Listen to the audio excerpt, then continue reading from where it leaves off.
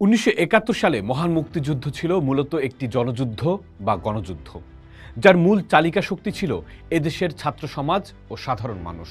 মুক্তিযুদ্ধের রাজনৈতিক প্রেক্ষাপট তৈরিতে ছাত্র সমাজের ভূমিকা ছিল অগ্রগণ্য। ১লা মার্চ ইয়াহিয়া খান সংসদ অধিবেশন স্থগিত করলে বিক্ষুব্ধ ছাত্র জনতা তাৎক্ষণিকভাবে স্বাধীন বাংলা ছাত্র সংগ্রাম পরিষদ গঠন করেন। ২রা মার্চ ঢাকা বিশ্ববিদ্যালয়ের বটতলায় ছাত্রনেতা আসম আব্দুর রব স্বাধীন বাংলাদেশের প্রথম পতাকা উত্তোলন করেন। পরদিন ৩রা মার্চ পল্টন ময়দানে ছাত্রনেতা শাহজাহান সিরাজ স্বাধীনতার ইশতেহার পাঠ করেন, যেখানে বঙ্গবন্ধুকে জাতির পিতা ঘোষণা করা হয় এবং জাতীয় সঙ্গীত ও জাতীয় পতাকা নির্ধারণ করা হয়।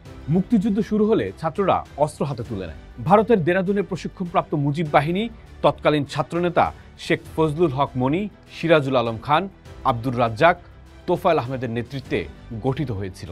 এছাড়া গেরিলা যুদ্ধ ও ক্র্যাক প্লাটুনের দুঃসাহসিক অভিযানে ছাত্রদের অংশগ্রহণ ছিল সর্বাধিক। মুক্তিযুদ্ধ কেবল সামরিক বাহিনীর যুদ্ধ ছিল না, এটি ছিল সাধারণ মানুষের অস্তিত্বের লড়াই। কৃষক, শ্রমিক, কামার, কুমোর, জেলে সব শ্রেণী পেশার মানুষ এই যুদ্ধে শরিক হন।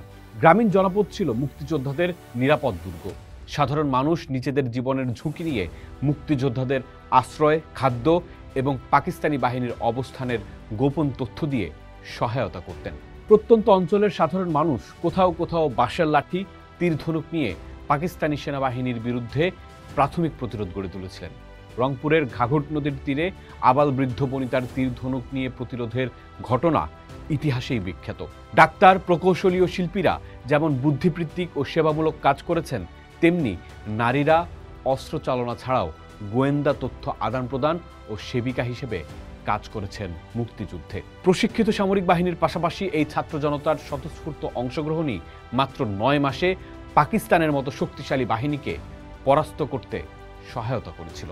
পোস্ট দেখুন, ভাবুন, করুন, থাকুন পোস্টের সাথেই।